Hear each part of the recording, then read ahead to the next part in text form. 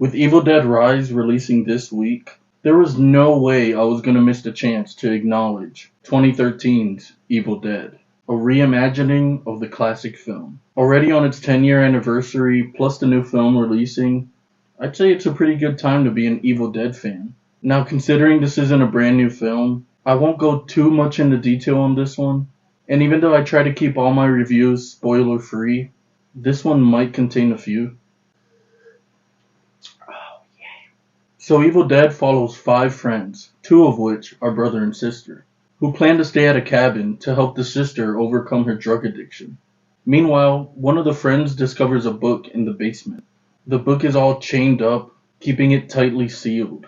The book ultimately ends up getting opened, and the person who opened it makes the dangerous mistake of reading out loud an incantation from the book, awakening a malevolent force that slowly but surely takes over the sister in a very disturbing way. And shortly after, you already know, a series of absolute mayhem and stomach-twisting events are about to go down. Now, off the bat, this movie is straightforward. Straight to its premise, straight to its overall plot, and doesn't waste a lot of time in going into what you watch this movie for. You learn what you need to know of the characters right away. And the result of that actually works pretty well, because this movie isn't trying to be some deeply profound story with rich character development. I feel like I've said that before in another review.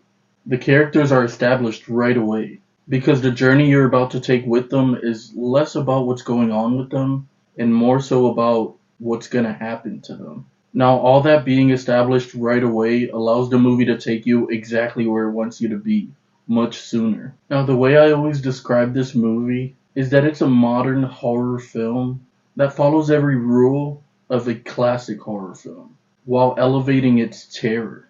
This movie was the first horror film in a long time that actually creeped me out, because it's genuinely terrifying. It's incredibly gory, too. There's barely any CGI in this movie, so almost all of the gore and the blood and all the craziness is practical, which the result makes it even more unsettling, with how realistic it all looks. And the movie doesn't take long to get there either.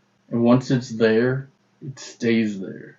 And I just appreciate this movie so much, because it just knew how to be exactly what a good horror film should be.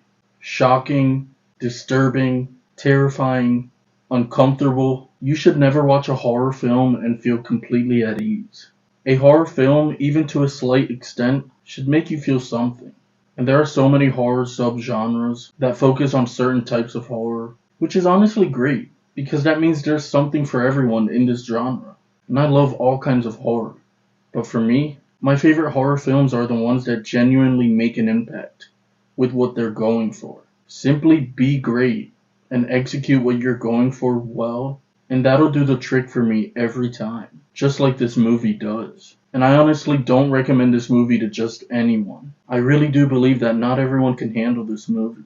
But that's okay. It's really not for everyone, and there's nothing wrong with that. But for someone like me who absolutely loves a solid horror film that's shockingly gory, relentlessly violent, and just all around terrifying, this movie hits all of my sweet spots. And is exactly why for the past decade now, this has been my number one favorite modern horror film. So it shouldn't be any surprise that 2013's Evil Dead gets a 10 out of 10. So have you seen 2013's Evil Dead? How would you rank it? Let me know down below. I really do appreciate your time. It means the world to me. And as always, I'll catch you on the next one.